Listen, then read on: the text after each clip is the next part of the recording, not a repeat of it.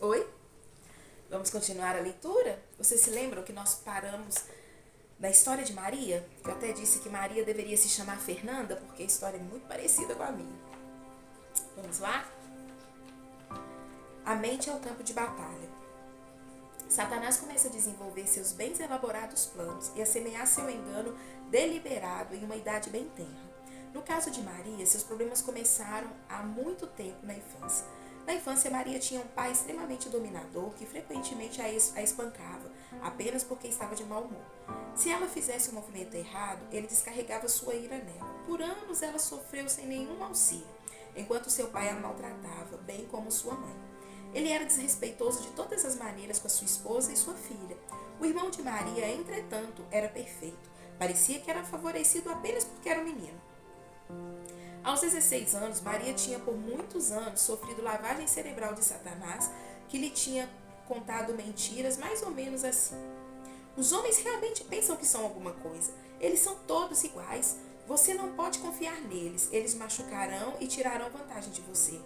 Se você é homem e está com a vida feita, pode fazer qualquer coisa que quiser. Pode dar ordem às pessoas à sua volta, ser mandão, tratar as pessoas da maneira que lhe agrada e ninguém, especialmente esposas e filhas, podem fazer qualquer coisa a respeito.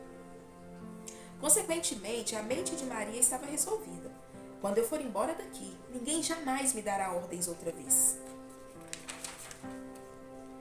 As armas da palavra. João 8, 31 e 32 diz assim: Então Jesus dirigiu a palavra aos judeus que diziam crer nele. Se vocês permanecem comigo, vivendo o que eu ensino, sem dúvida são meus discípulos. Então irão experimentar a verdade e a verdade vai libertá-los. Eu queria falar um pouquinho a respeito desse versículo, porque é muito comum, a gente ouve por aí, né? As pessoas falam assim, a verdade liberta, conhecereis a verdade vos libertará. Mas olha o que a Bíblia diz a respeito desta verdade que liberta. João 14, 6 diz assim, olha, e disse Jesus, eu sou o caminho, a verdade e a vida. Ninguém vem ao Pai a não ser por mim. Jesus, ele é a verdade. Então, essa verdade que liberta está falando de Jesus. Então, poderíamos ler assim, olha, e conhecereis a Jesus e Jesus vos libertará. Não é uma simples verdade o oposto da mentira, apesar de que Jesus é o oposto da mentira, porque a mentira é Satanás, né? E Jesus é a verdade. Mas não é essa verdadezinha do dia a dia, essa mentira do dia a dia. É o próprio Jesus, ele é a verdade. Eu sou o caminho à verdade, ele é a verdade. Então a nossa vida vai mudar. Nós vamos destruir fortalezas na nossa mente, fortalezas que foram criadas, como no caso de Maria. Maria, a gente leu que ela foi maltratada pelo seu pai na infância, ela viu o pai maltratando a mãe a infância inteira, e Maria cresceu com uma fortaleza criada, armada na cabeça dela, de que quando ela casasse, ela trataria o marido mal, porque todos os homens eram maus aos olhos dela. Todos os homens para ela eram iguais ao pai, desrespeitoso, que maltratava a sua mãe e a ela. Sabe? Então isso criou uma fortaleza na mente de Maria. E ela entrou em um relacionamento já doente, já enferma. Quantas de nós passamos por isso? Eu mesmo passei quando eu era criança, né? Os meus pais, o meu pai, ele não me maltratava. Meu pai, ele foi um bom pai para mim. Mas ele maltratava a minha mãe de formas horríveis. Meu pai foi um péssimo marido. Minha mãe sofreu muito com meu pai. É uma história de filme de terror, sabe? E nós víamos muitas coisas acontecerem dentro de casa. E eu criei essa fortaleza também na minha cabeça. Na minha mente, Satanás, ele criou na minha mente uma fortaleza tão grande, dizendo que todo homem era igual ao meu pai. Só que eu tinha o sonho de me casar, eu tinha o sonho de constituir família, eu tinha sonho de ser mãe. Ser mãe para mim é um sonho realizado. E eu sabia que eu iria me casar, que eu ia formar uma família, mas eu sabia, na minha cabeça, eu tinha formado, bem elaborado, que eu seria cruel com meu marido. porque eu jamais daria oportunidade que ele me tratasse da forma que a minha mãe foi tratada.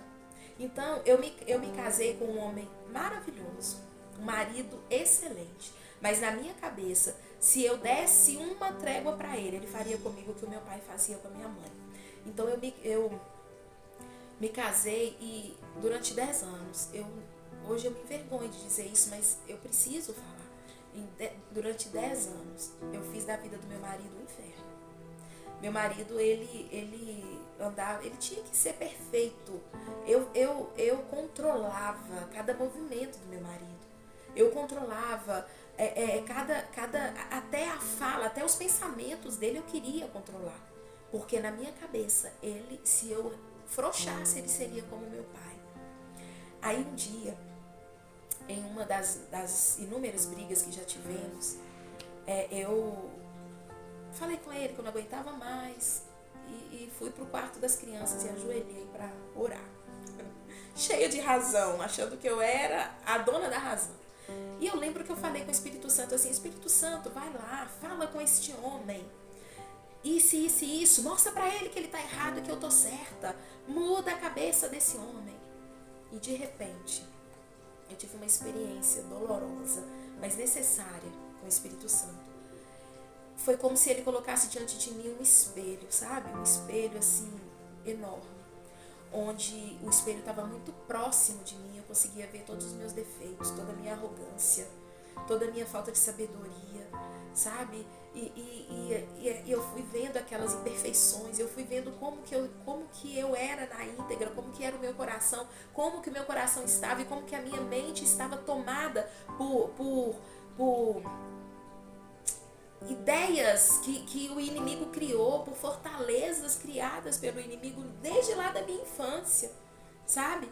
E naquele momento eu me lembro que eu passei muito tempo ali de joelhos, chorando muito e me envergonhando de olhar para mim e ver como eu era defeituosa. E a partir daquele dia a minha oração mudou. A minha oração foi: Senhor, transforma a minha vida. Espírito Santo, me ajude nas minhas fraquezas, me ensina a ser uma mulher com sabedoria, me ensine a demonstrar amor pelo meu marido, me ensine a ser uma mãe conforme o coração do Senhor. E assim, eu vou fazer em março 23 anos de casada, graças a Deus. Então, durante 10 anos, desses 23 anos, foi um casamento fracassado. E quando eu tive um encontro com o Espírito Santo, que eu olhei para mim, e o que eu deveria transformar na minha vida com a ajuda dele, eu me tornei a mulher mais feliz dessa terra em relação a ser esposa e ser mãe. Então, se foi criado na sua mente também, se no seu coração também foi criado fortalezas de feridas que te fizeram lá no passado, e você estabeleceu algo que não é o padrão de Deus para você, em nome de Jesus, conheça a verdade, conheça Jesus para que Ele te liberte. Tenha um encontro pessoal com Ele. E aqui, olha, está ensinando para nós as armas que vão nos ajudar a quebrarmos essas fortalezas. E diz assim: essas armas consistem na palavra recebida por meio de pregação, ensino, livros, gravações, seminários, estudo individual da Bíblia. Mas nós devemos habitar continuamente na palavra, até que ela se torne revelação dada pela inspiração do Espírito Santo. É importante continuar, é importante permanecermos, é importante sermos consistentes, sermos insistentes na maturidade como mulher. Devemos continuar usando as armas da palavra. As duas outras armas da nossa disposição são o louvor e a oração. O louvor derrota o mal mais rapidamente do que qualquer outro plano de batalha, mas deve ser louvor genuíno, deve sair do nosso coração.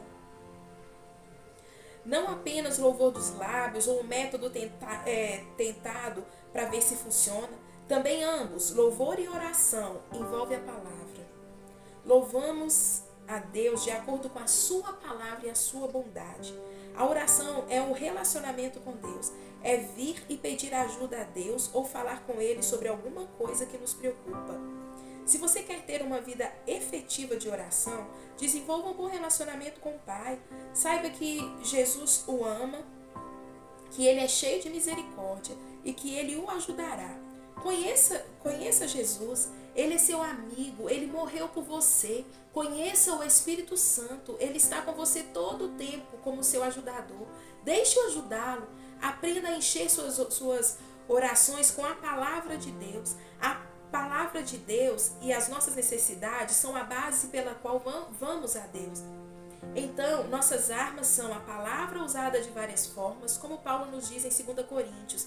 Nossas armas não são armas carnais, elas são espirituais. Precisamos de armas espirituais porque estamos combatendo espíritos mestres. Sim, o próprio diabo. Mesmo Jesus usou a arma da palavra no deserto para derrotar o mal. Está lá em Lucas capítulo 1, versículo 13.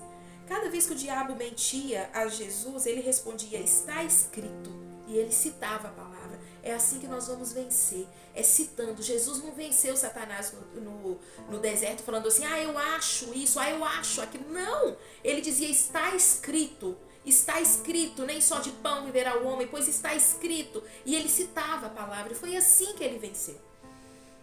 À medida que Maria aprender a usar suas armas, ela começará a destruir as fortalezas que foram construídas em sua mente. Ela conhecerá a verdade que a libertará. Ela verá que nem todos os homens são como seu pai terreno. Seu marido, João, não é. Ele a ama muito. A verdade é Jesus.